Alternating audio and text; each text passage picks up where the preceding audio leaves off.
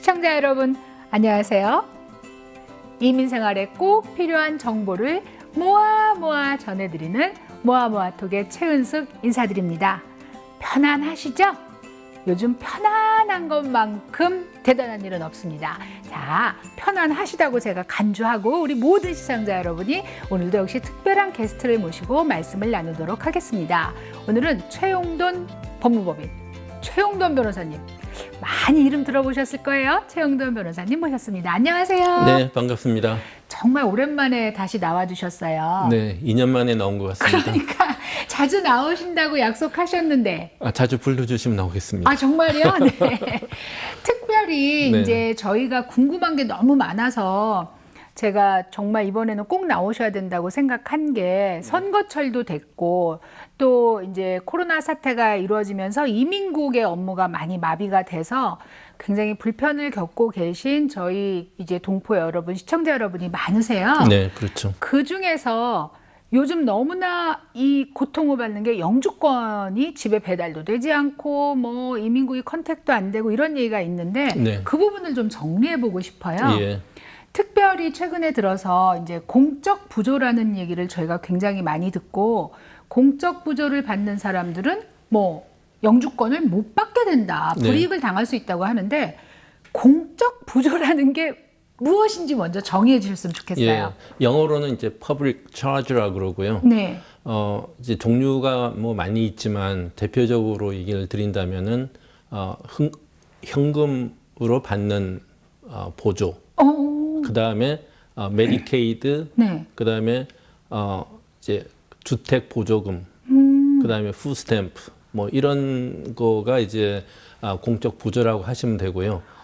공적 부조가 이제 발효가 된 게 2월 24일부터입니다. 네. 금년 2월 24일부터. 네. 근데 뭐 여러 분들이 거기에 대해서 많이 불만을 가지고, 또 여러 단체들이 이제 불만을 가져서 소송을 했지 않습니까? 네. 소송을 했는데 지난달 7월 27일 날 연방 제2항소법원에서 판결이 나왔죠. 네. 판결이 나왔는데 일단 중지하라, 그렇게 나왔습니다. 근데 중지하란다는 거는 공적 부조의 집행을 이제 중지하라는 이제 판결이죠. 그러니까 공적 부조를 받아도 영주권을 주라는 뜻인가요? 그렇죠. 어. 공적 부조를 받았다고 네. 영주권을 못 받는 그런 불이익을 당하지 않도록 중단시켜라는 이제 판결인데, 그 판사의 판결의 이제 이유는 이렇습니다. 지금 코로나 사태로 굉장히 많은 분들이 어려움을 겪고 있는데, 네.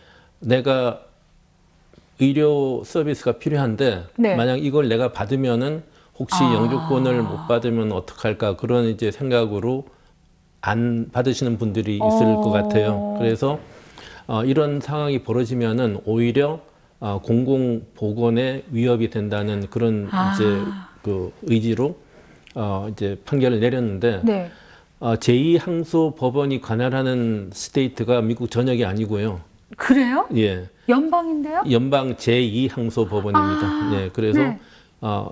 커버하는 주가 뉴욕주, 네. 그다음에 그 옆에 있는 커네리컷, 네. 그다음에 버몬트, 그 네. 세 주입니다. 그래서 그럼 나머지는요? 나머지는 모르죠. 그래서 이제 그 판결이 난 며칠 후에 네.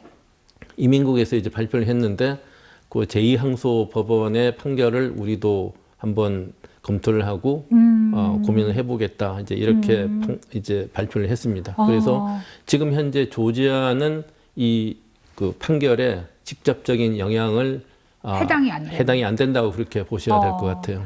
지금 말씀은 이제 내가 코로나가 걸려서 병원을 가야 되는데, 코로나가 걸려서 병원 갔을 때 의료비가 굉장히 많이 나오잖아요. 그런데 그 의료비를 만약에 정부에서 보조를 받게 되면 영주권을 못 받게 되기 때문에 병원에 안 가고 오히려 다른 사람들한테도 전염을 시키고 이런 공중보건을 위협하는 일이 되니까, 그러니까 공적 부조를 받아도 된다, 영주권에 영향이 없게 하겠다 했는데 조지아는 해당이 안 된다. 네. 그런데 이제 공적 부조도 이제 한 번 받았다고 해서 뭐 불이익을 당하는 건 아니고요. 네네. 영주권 신청이나 뭐 비민 비자 신청이나 연장할 경우에 지난 36개월을 이제 카운트해서 네네. 그 중에서 12달 이상 혜택을 받은 경우는 이제 해당이 된다고 보시면 되고요.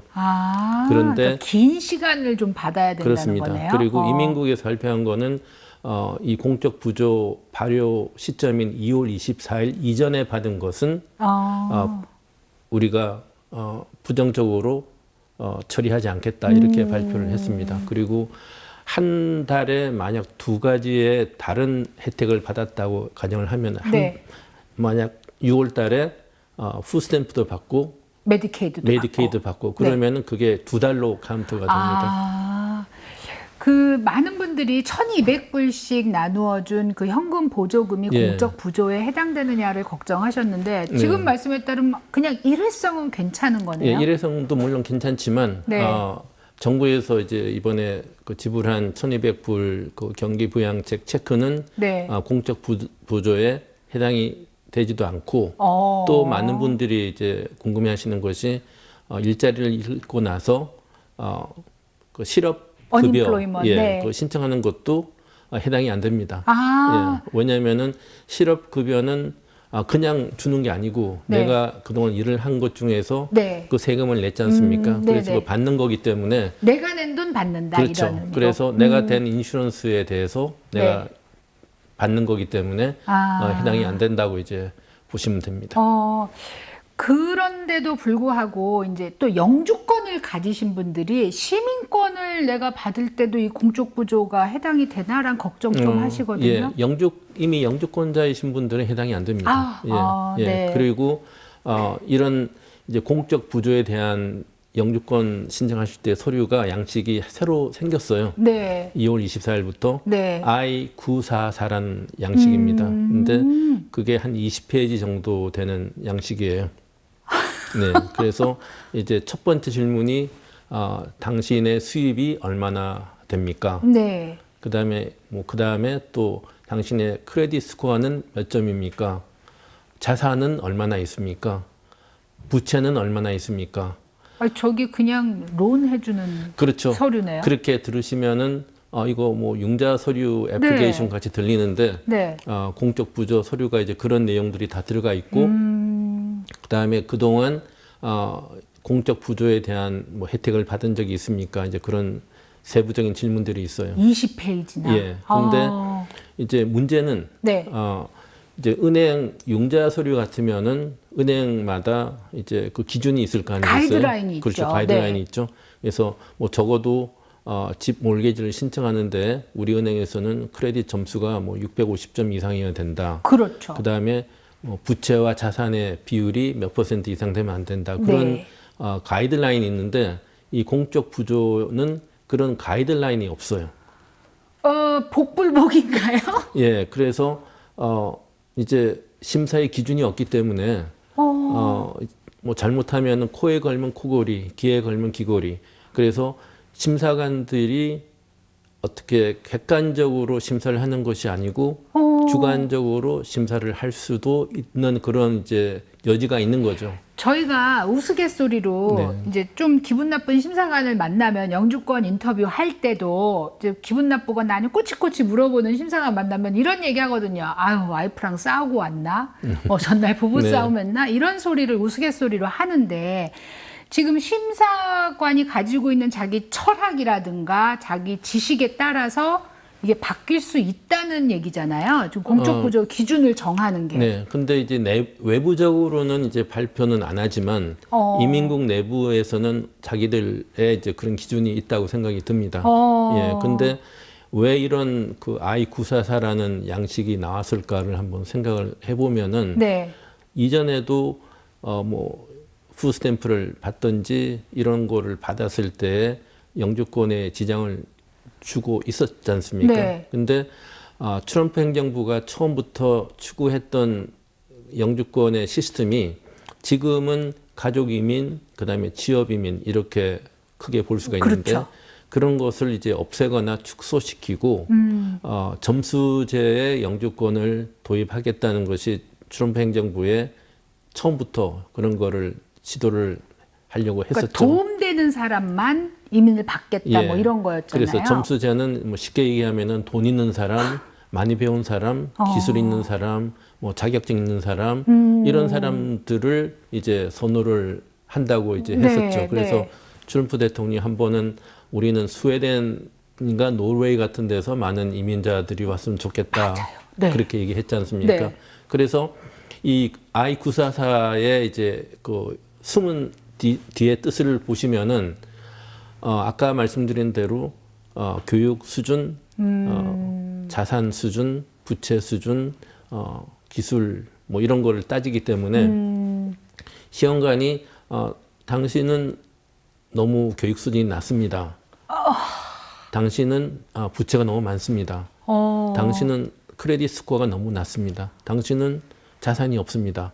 그러므로 우리는 당신을 떨어뜨리겠습니다. 그러면 그동안 트럼프 행정부가 진행을 하려고 했던 그 점수 제도의 영주권 시스템을 정면 돌파를 못하니까 이런 방법으로 우회해서 트럼프 행정부의 그런 그 원하는 것을 이루려고 하는 그런 방법이라고 이제 볼 수가 있죠.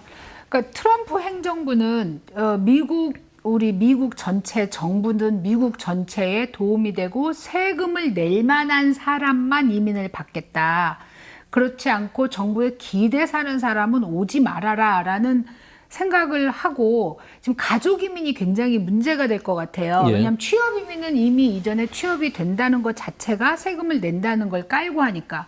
근데 가족은 병들었을 수도 있고 뭐 가난할 수도 있고 못 배웠을 수도 있잖아요. 그렇죠. 지금 가난하지만 앞으로 뭐 얼마든지 그러니까. 또 부자가 될 수도 있고. 네. 예. 야, 여러분 판단을 좀 잘 하셔야 되는 부분인 것 같아요. 뭐라고 얘기할 수는 없지만 이게 미국의 그동안 이 기조가 이민 국가다. 누구나 다 거의 뭐 100%가 이민 온 사람들이 모여 사는 나라다라고 했는데 지금 많은 상황이 어려워지고 있고 변하고 있습니다. 제가 또 개인적으로 좀 여쭤볼 게 있었는데요. 그 질문은 잠시 쉬고 와서 하도록 하겠습니다.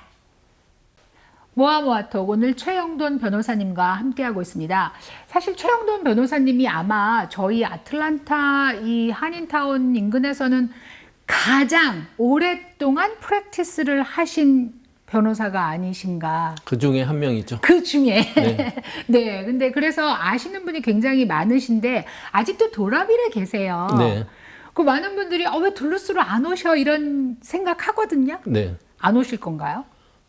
도라빌은 제가 처음부터 이제 프랙티스를 시작을 했었고, 네. 저희 손님들은 뭐 한국 분들도 많이 계시지만 외국인들도 많으시고, 네. 또 타지에서 오시는 분들도 많고, 예, 그래서 네. 위치는 손님들 입장에서 보면은 도라빌이 굉장히 좋은 위치입니다. 네.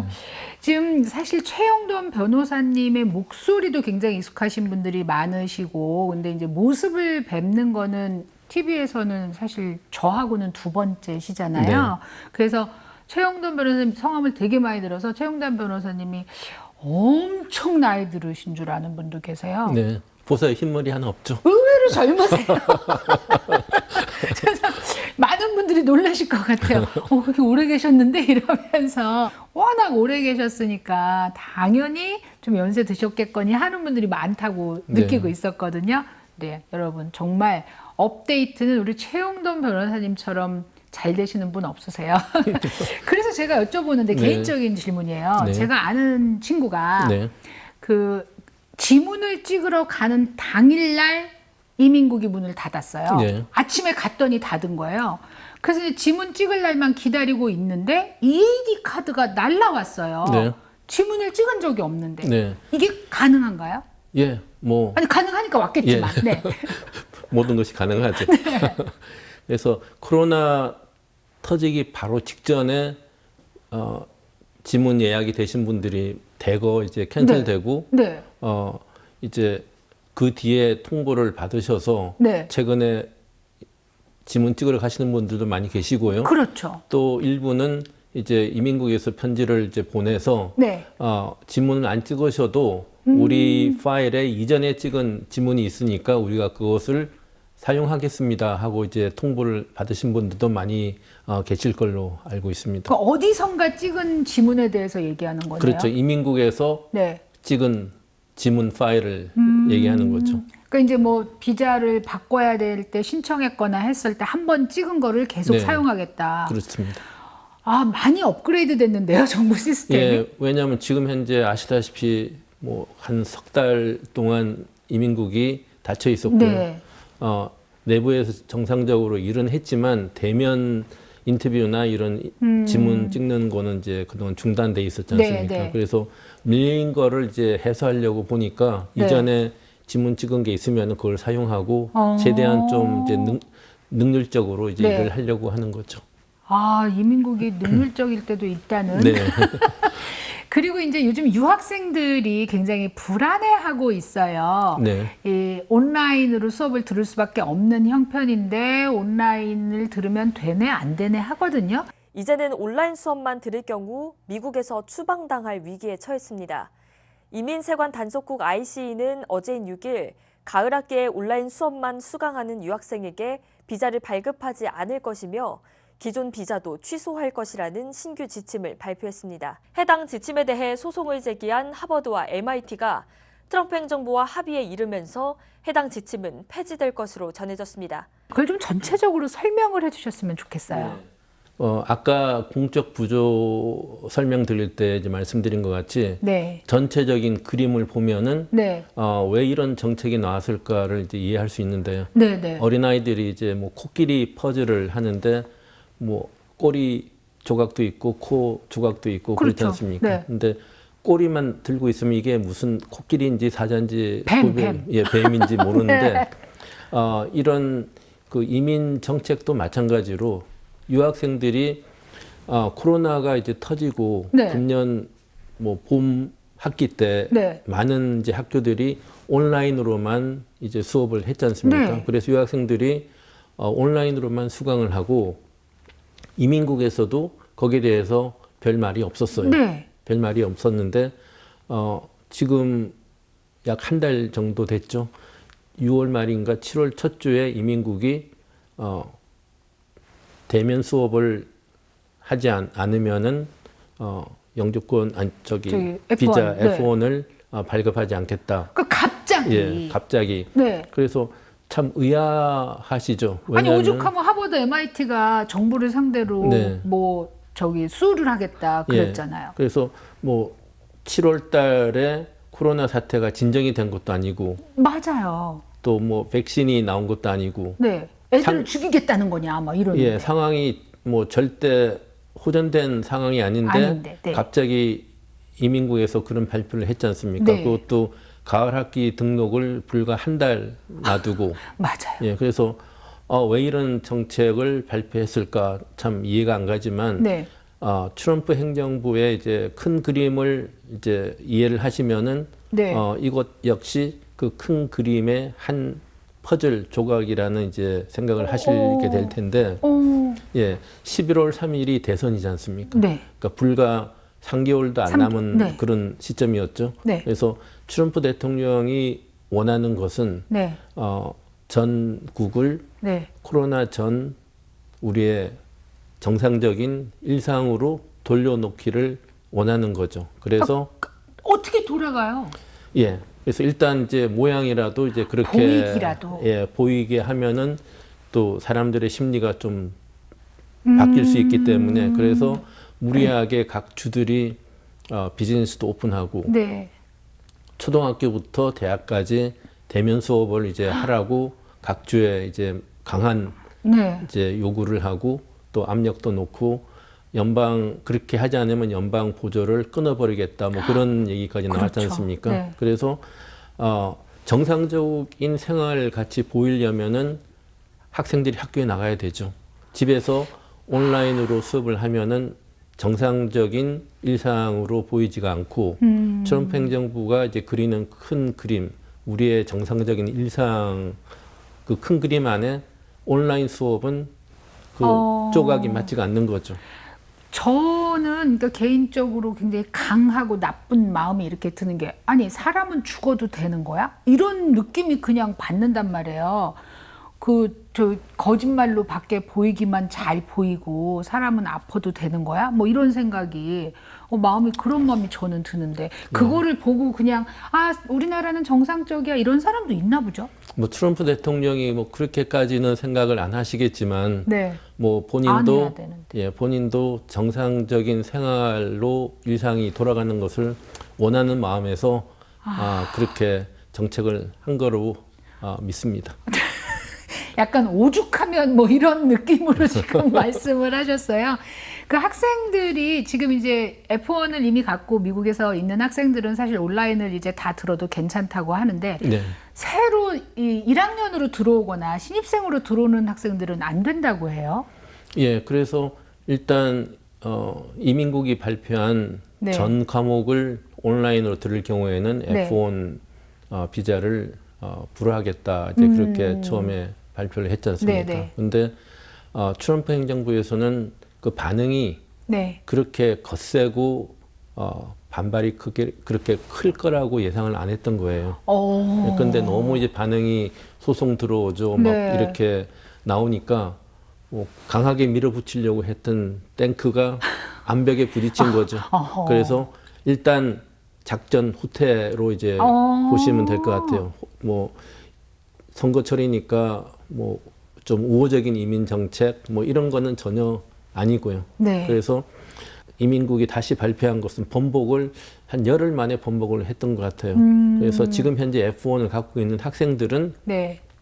전 과목을 온라인으로 들어도 상관이 없고 하지만 처음으로 F1을 받는 외국에서 들어온 학생들은 네. 전 과목을 온라인으로 들으면은 F1 비자를 내주지 않겠다. 이제 그렇게 발표를 한 거죠. 이제 시간이 3분여밖에 남지 않았어요. 그런데 제 마지막 질문은 이제 선거가 얼마 남지 않았거든요. 네. 그런데도 불구하고 트럼프 행정부가 이민 강경책을 쓰고 있어요. 네. 그거는 이민으로 이렇게 오는 사람들한테는 투표권이 없기 때문에 신경을 안 쓰는 게 아닌가 하는 생각이 예, 들거든요. 당연히 뭐 그것도 계산이 깔려 있죠. 유학생들한테 호의를 베풀어 줘야 네. 뭐 표로 연결되는 것이 아니기 때문에 네. 뭐 그렇게 보시면 되고 네. 2016년도에도 트럼프 대통령이 그 후보일 때도 강경책 이민 정책으로 미국 지지층을 굳혔지 않습니까? 네. 그래서 이번에도 마찬가지로 이제 이민자들에게 이제 강하게 나간다는 그런 정책을 이제 보여주고 뭐 이민자들이 우리의 직장을 뺏어간다. 뭐 네. 이런 이제 인식을 많이 주고 있죠. 그 이유 중에 그 예 중에 하나가 지금 현재 서울에서 비자를 받고 들어오시는 분들이 주재원들 네. L 비자 그다음에 J 비자? J 비자 여러 네. 종류의 이제 비자들이 지금 발급이 안 되고 있거든요. E2 비자도 지난 3월부터 지금 9월까지는 다 막혀 있습니다. 그래서 그런 쪽으로 해서 내가 우리 국민들의 일자리를 보호한다. 이제 이런 인식을 이제 주려고 하는 거죠. 그럼 만약에 민주당이 이제 새 대통령이 되게 되면 이런 정책의 변화가 급격하게 이루어질 수 있을까요? 아니면 유지를 하게 될까요? 제가 생각할 때는 이제 완전히 밤과 낮 같이 완전히 180도 바뀌겠죠. 뒤집히는. 그래서 예를 들어서 다카 청년들도 만약 바이든 후보가 대통령이 된다면은 네. 그 학생들에게 청년들에게 길을 열어줄 것이고 지금 현재 미국에 1,100만 명 이상의 신분 미비자가 네, 있습니다. 네. 언제까지나 그분들을 음지에 놔둘 수는 없는 지금 거죠. 30 몇 년 동안 한 번도 없었어요. 예, 2001년 4월 달 이후로는 이제 그런 네. 게 없기 때문에 이제 양지로 이제 그분들을 끌어내야지 미국 경제에도 도움이 되고 그분들도 이제 불안에서 벗어나서 네. 살 수 있는 그런 기회가 이제 마련될 것 같은데 만약 바이든 후보가 대통령이 되고 하원은 지금 민주당이 이제 다수석을 갖고 있지 않습니까? 네. 근데 지금 한 4석 이제 상원은 4석만 민주당이 다시 탈환하면은 네. 민주당이 상원도 이제 다수당이 되는 점령하는 거죠. 거죠. 예, 네. 그렇게 되면은 민주당이 원하는 추구하는 그런 이민 정책이 뭐 가능하겠다. 예, 뭐 이제 순탄하게 다 이루어질 수 있을 걸로 생각이 듭니다. 최용돈 변호사님과 이야기를 나누다 보니까 제가 이렇게 이런 미국 정책이나 이런 지식이 막 올라가는 것 같은 그런 생각이 듭니다. 정말 많이 알고 계시잖아요. 자주 나오셔서 특별히 이번 선거 때까지는 이런 정책에 대한 설명을 좀 해주셨으면 하는 바람이 있고요. 그리고 오늘 정말 너무 좋은 얘기 해주셔서 감사드립니다. 네, 고맙습니다. 시청자 여러분, 코로나는 물러가지 않습니다. 코로나는 우리가 그냥 같이 살아야 되는 것 같습니다. 그렇다면 손 씻기, 마스크 쓰기, 거리 두기, 일상화해서 백신이 나오고 치료기 나올 때까지 건강 잘 유지하시기를 부탁드립니다.